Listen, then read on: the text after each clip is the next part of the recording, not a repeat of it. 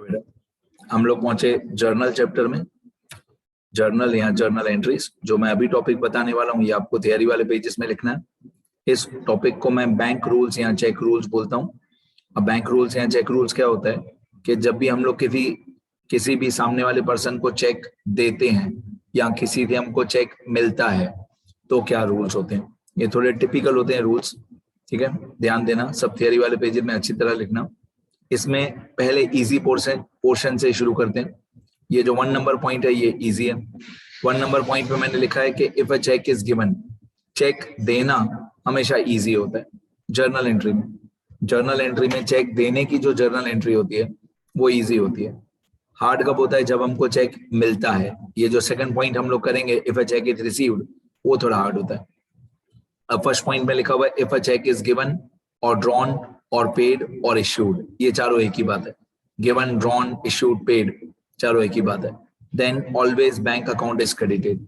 कहने का मतलब है जब भी हम लोग चेक देंगे, चेक देते टाइम हमेशा बैंक अकाउंट ही क्रेडिट होगा। चेक देते टाइम हमेशा बैंक अकाउंट ही क्रेडिट होगा। तो यहाँ पे मैंने एक एग्जांपल लिख के रखा है, डेट 1, ये एग्जांपल है। Issued a cheque of ₹100 to Mister X, मतलब हमने मिस्टर एक्स को 100 रुपीज का चेक दिया। इसकी जर्नल एंट्री हमको करनी है। तो इसकी जर्नल एंट्री क्या होगी? इसकी जर्नल एंट्री होगी मिस्टर एक्स अकाउंट डेबिट कितना? 100। मिस्टर एक्स अकाउंट डेबिट 100 तो बैंक अकाउंट 100, मतलब मिस्टर एक्स हो जाएगा डेबिट और बैंक अकाउंट हो जाएगा क्रेडिट। और ऑब्वियसली यहाँ पे डेट में आएगा 1, यहाँ पे डेट में आएगा 1, Mister X account debit to bank account. मतलब हम लोगों ने यहाँ पे चेक इशू किया, तो चेक इशू करते टाइम हमेशा बैंक अकाउंट ही क्रेडिट होगा। यही मैंने ऊपर लिखा है, if a cheque is given, drawn, issued, paid, then always bank account is credited. तो यहाँ पे हमारा बैंक बैलेंस कम हो गया। बैंक बैलेंस कम हो गया तो बैंक अकाउंट हो जाएगा क्रेडिट और mister x is the receiver, debit the receiver. ये इजी होता है, चेक देना इजी होता है। अब सेकंड पोर्शन में आ जाते हैं हम लोग कि अगर हमारे बिजनेस में चेक आया, अगर हम लोगों को चेक मिला तो क्या करेंगे। तो ये सीखने जैसा है।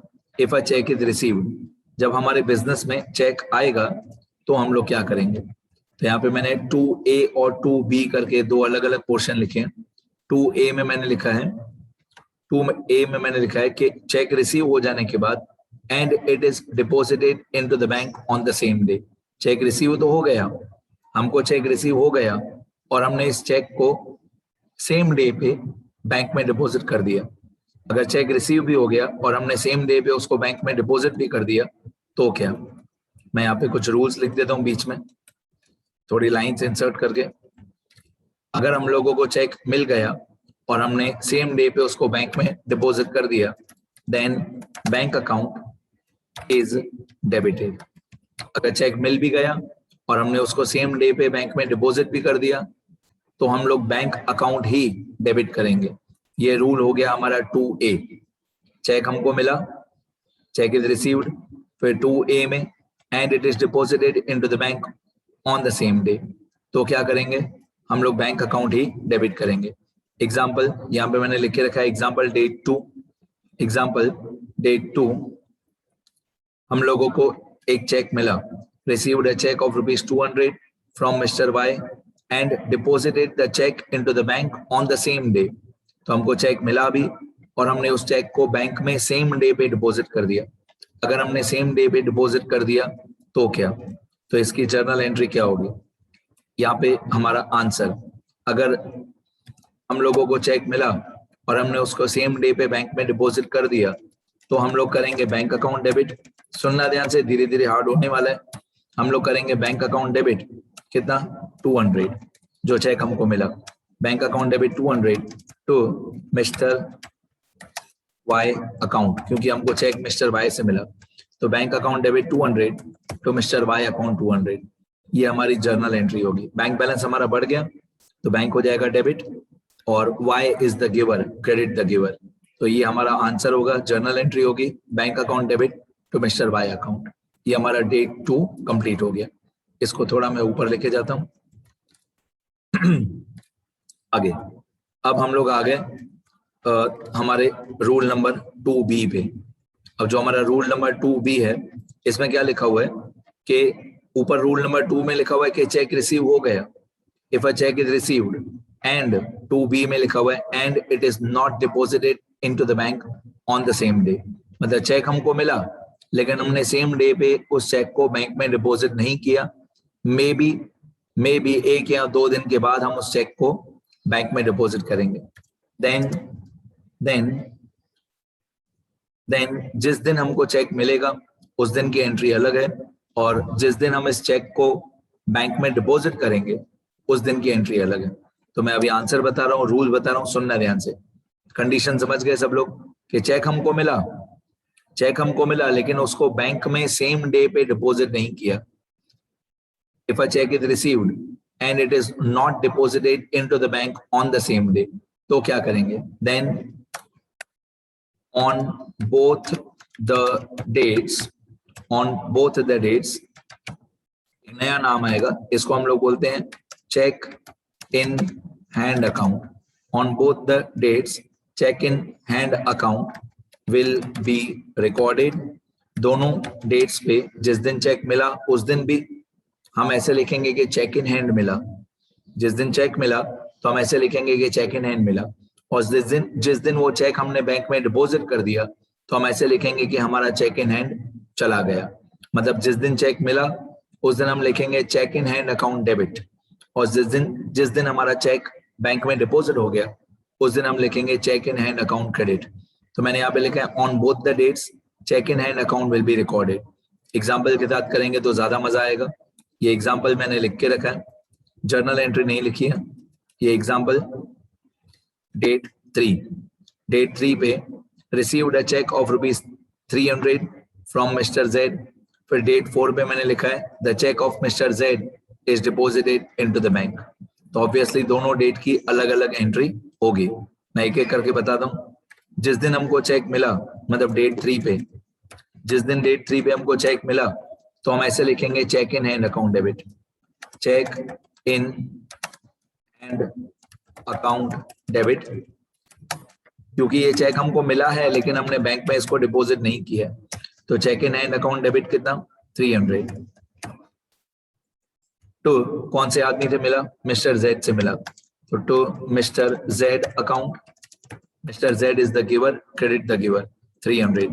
तो थर्ड डेट पे हम ऐसे लिखेंगे कि 300 रुपीज का हमको चेक मिला, तो cheque in hand account debit, debit what comes in, cheque in hand account debit to mister Z, mister Z is the giver, credit the giver. और फोर्थ डेट पे यही चेक इन हैंड हमने bank में deposit कर दिया। Question में ऐसा लिखा हुआ है, क्वेश्चन में ऐसा लिखा है फोर्थ डेट पे the cheque of mister Z is deposited into the bank. तो ये जर्नल मतलब हमारा आंसर। हमने क्या किया? थर्ड डेट पे लिखा कि चेक इन हैंड आया। अब फोर्थ डेट पे लिखेंगे हम लोग कि चेक इन हैंड चला गया। तो फोर्थ डेट पे लिखेंगे to cheque in hand account, cheque in hand को हम लोग कर देंगे क्रेडिट 300। अच्छा, कहाँ चला गया ये चेक? चेक इन हैंड चला तो गया, कहाँ गया? बैंक में गया, तो हमारा बैंक बैलेंस बढ़ जाएगा। तो bank account debit 300 to cheque in hand account 300।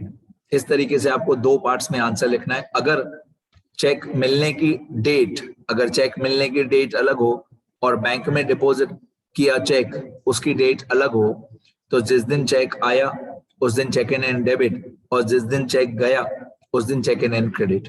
अगर दोनों की डेट अलग अलग हो, चेक रिसीव करने की डेट अलग हो और डिपॉजिट करने की डेट अलग हो, तो cheque in hand debit, cheque in hand credit.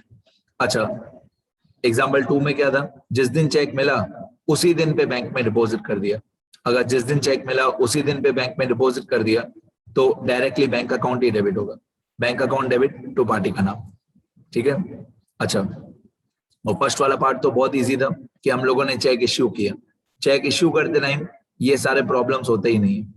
Check issue करते टाइम, चेक देते टाइम ये सब हम सोचते ही नहीं है। चेक इश्यू करते टाइम हमेशा बैंक अकाउंट ही क्रेडिट होगा कंपलसरी। तो सारे प्रॉब्लम कब होते हैं? सारे प्रॉब्लम होते हैं चेक रिसीव करते टाइम। चेक रिसीव करते टाइम हम लोगों को क्वेश्चन देखना पड़ता है कि सेम डे पे डिपॉजिट किया है कि अलग डे पे डिपॉजिट किया है।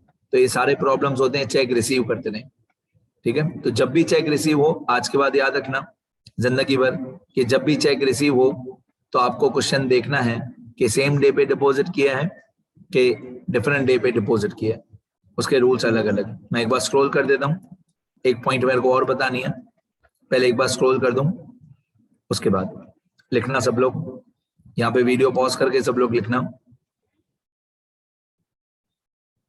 फर्स्ट पार्ट, ये सेकंड पार्ट, और ये 2B, ठीक है। अब एक नया रूल बताता हूं, सुनना ध्यान से। जैसे मैंने रूल नंबर 2A और 2B बताया, तो एक और नोट बताता हूं कि अगर हम लोगों को क्वेश्चन में दिया हुआ हो कि चेक मिला, क्वेश्चन में हमको दिया हुआ हो कि हमको चेक मिला, लेकिन उसको बैंक में डिपॉजिट किया है कि नहीं किया है, कि कब किया है, वो बताया हुआ नहीं है। चेक हमको मिला लेकिन ये नहीं बताया हुआ है कि हमने उसको डिपॉजिट किया कि नहीं किया, तो रूल नंबर 2A अप्लाई होगा। If a check is received, if a check is received and no information is given, and no information is given about depositing the check, no information is given about depositing the check into the bank, then rule 2A should be applied. It means bank account should be debited. Bank account should be debited. मतलब बताया हुआ नहीं हो कि check deposit किया कि नहीं किया, तो डायरेक्टली हम ऐसा अज्यूम करेंगे कि चेक जो है वो बैंक में डिपॉजिट हो गया, और डायरेक्टली 2A के जैसे बैंक अकाउंट ही डेबिट कर देंगे, मतलब चेक इन एंड नहीं लिखेंगे। तो डिपॉजिट करने के बारे में कुछ नहीं बताया हुआ तो 2A वाला रूल लगाएंगे, ठीक है। इतना लिख लेना सब लोग अच्छी तरह। ये लेक्चर एंड हो जाएगा, नेक्स्ट लेक्चर में मिलेंगे, नेक्स्ट वीडियो लेक्चर में।